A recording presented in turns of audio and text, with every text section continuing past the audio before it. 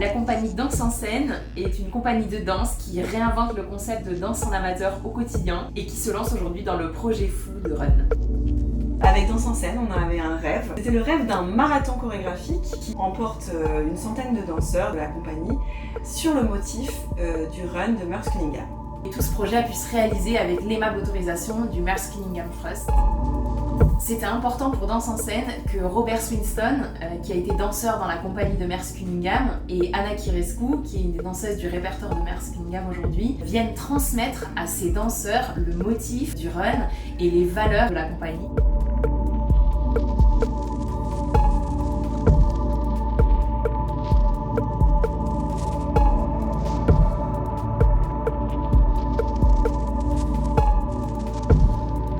C'est super de voir ce grand groupe réuni. On n'a pas l'occasion comme ça de voir autant de danseurs en même temps. Et je trouve que c'est très touchant de voir que cette partition, elle continue d'évoluer. C'est un répertoire qui date de 1953. C'est plein de joie de voir les gens se l'approprier comme un jeu en fait. Enfin, je trouve que c'est vraiment beau. 1 et 2 et 3, 4, 5. 1 et 2 et 3, 4, 5. Grand pas pour recommencer à droite et être proche de la bordure du cercle. D'accord ? Et 1, 2, 3, 5, 2, 3.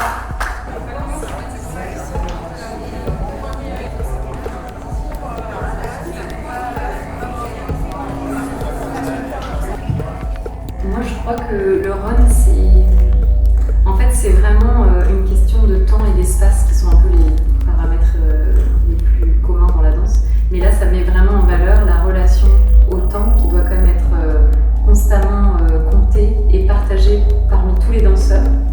Et un espace qui doit quand même être toujours très clair pour permettre en fait au run de se dérouler. Donc en fait, c'est vraiment la responsabilité de cette performance, elle repose sur tous les danseurs en même temps. Chaque fois que vous marchez, vous regardez la direction comme ça. Donc c'est clair si vous connaissez les pas. Quand quelqu'un oublie les pas, c'est le focus c'est comme ça.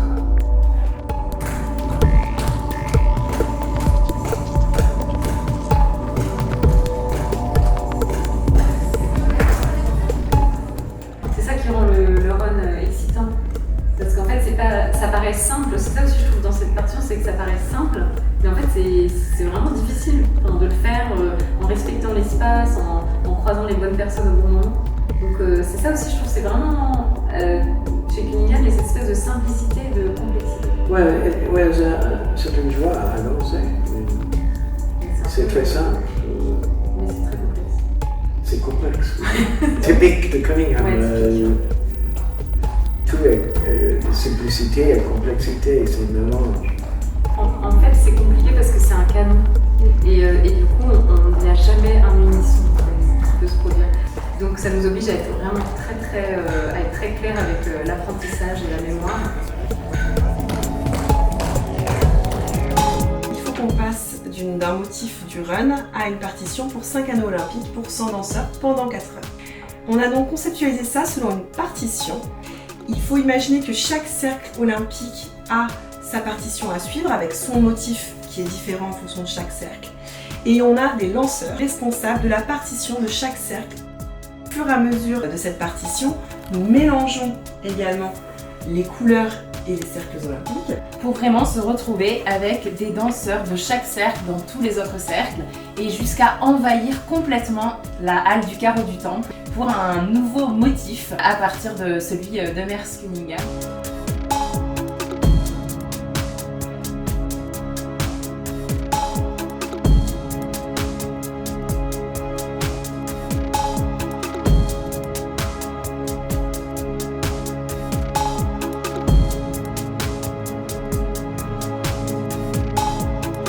Un des moments les plus fort, c'était vraiment ce moment où on est tous ensemble sur le final, sur la musique composée par les élèves de la classe électroacoustique du PSPBB, qui a composé cette création spécialement pour nous, une création joyeuse, collective, et qui en même temps respecte ce challenge d'un conte en 10 temps pour que chaque danseur puisse danser 4 heures ensemble.